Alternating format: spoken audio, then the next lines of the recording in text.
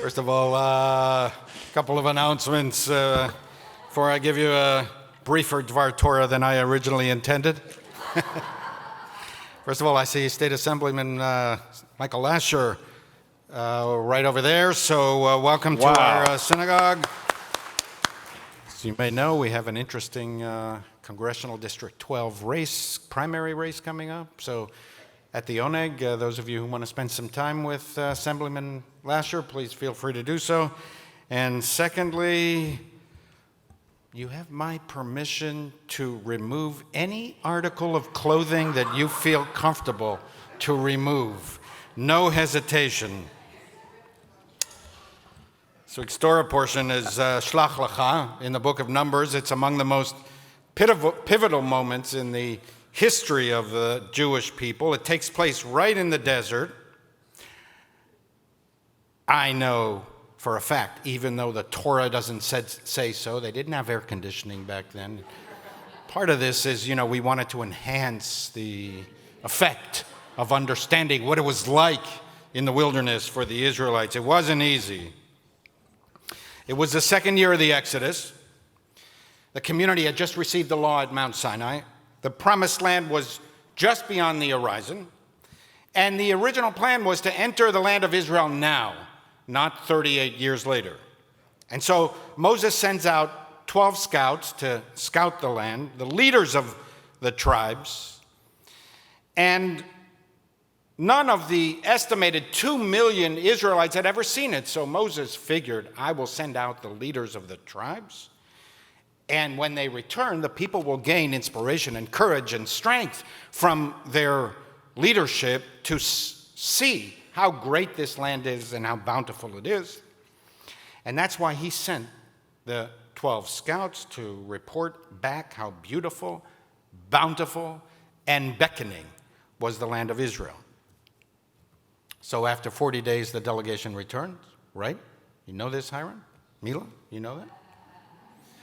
They showed the fruit that they lugged back with them, grapes, pomegranates, and figs, so big that Jewish tradition described that the wine from the grapes lasted for 40 years.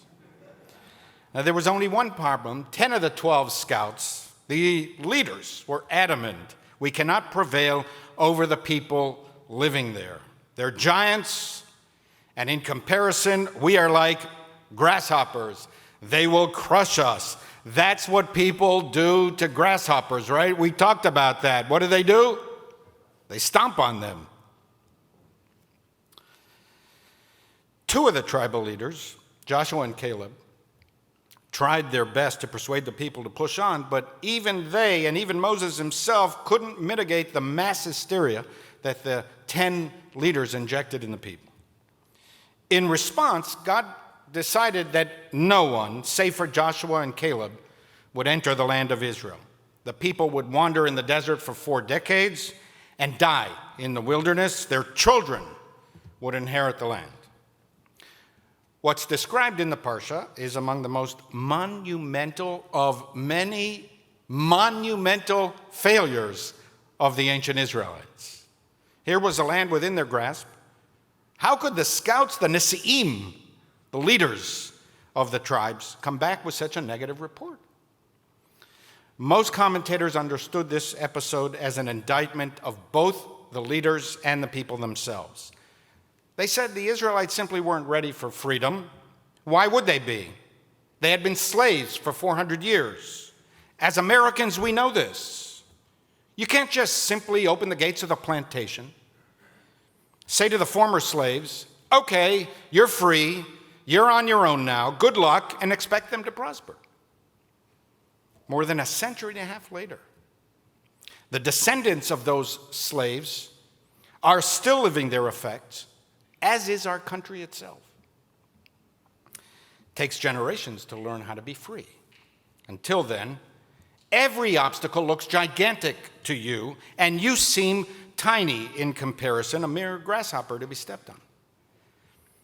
This is how most commentators understand this passage, as a severe criticism of the leaders of the community.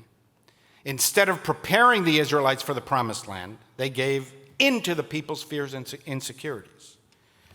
To quote one of the French revolutionary leaders of the 19th century, "There go the people, and I must follow them, for I am their leader." We see this all the time in our days too, whether in politics, present company excluded, or institutional life, at universities, for example.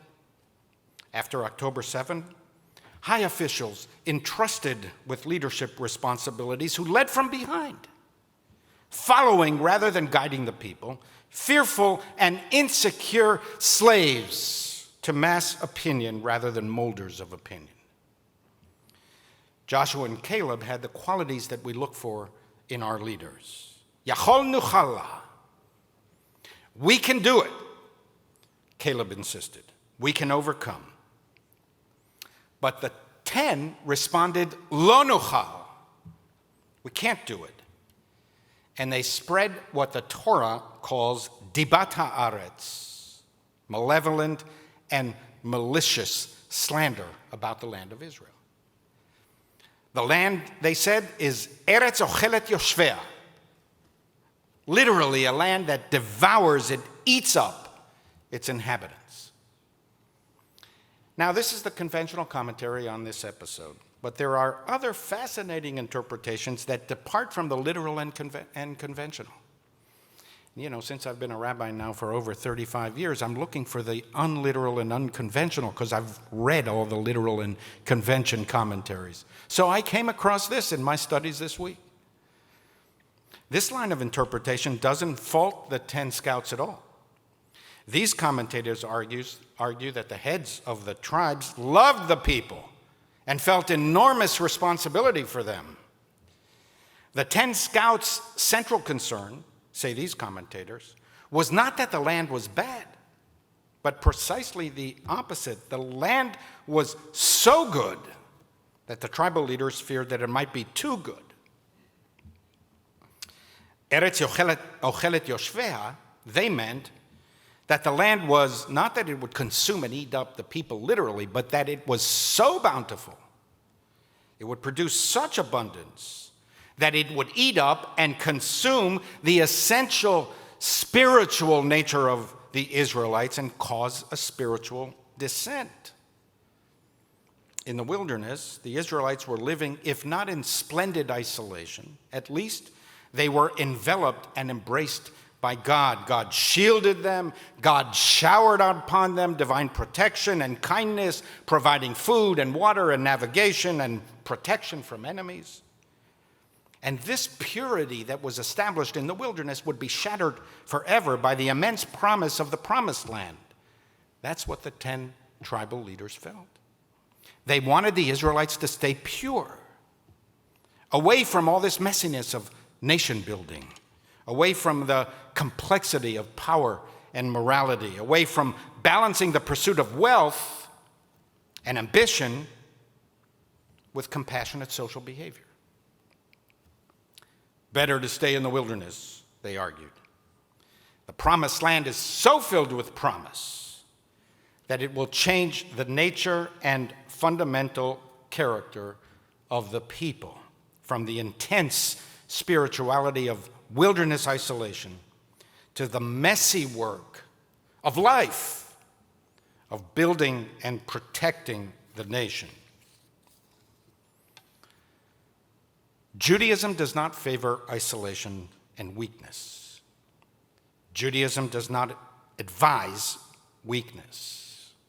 Enduring poverty, pain, and persecution is not recommended in Judaism, nor do we consider these naturally and necessarily virtuous.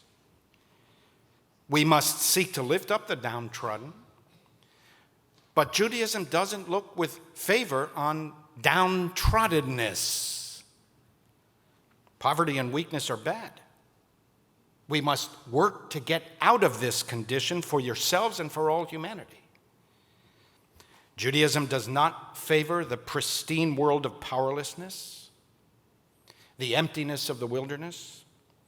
It urges us to get involved in all the messiness of social and national life because life itself is messy. We're taught not to avoid collective power, but to learn how to exercise power justly. Judaism does not create a separation between the physical and the spiritual. We are urged to bring down the spiritual into the physical, to infuse every mundane act with recognition and knowledge of God. We do not seek to transcend this world, to slip the surly bonds of earth, fly towards the high, untrespassed sanctity of space, and there to touch the face of God, but to summon heaven down to earth, to bring sanctity and holiness into our daily lives. For Judaism, this world is supremely meaningful in all its messiness. We do not advise retreat or disengagement. Other religious traditions may urge sitting on a mountaintop for 10 years and not speaking with anyone as an intense effort at spirituality. For Jews, not talking to someone for 10 minutes is the very definition of torture. There's no such thing in Judaism as abstract theology disconnected from the real lives of real people. We do not speak exclusively of God in heaven. We bring heaven to earth through social repair. We speculate about the hereafter, but the here and now is our primary concern. We do not escape the secular world. We sanctify the secular. Judaism's purpose is to validate the present and to improve the future. In the Torah, the 10 scouts so demoralized the people that they cried, Nashuva Mitzrayma. Let us go back to Egypt. That is what ultimately condemned the generation of the Israelite slaves. There's no going back to Egypt. Egypt is slavery. Egypt is behind us. Life is not lived backwards. Our gaze is always forward, towards the horizon, toward the possibilities over the horizon and the opportunities it portends, towards social engagement, social repair, improving the human condition in all its complexities and in all its messiness.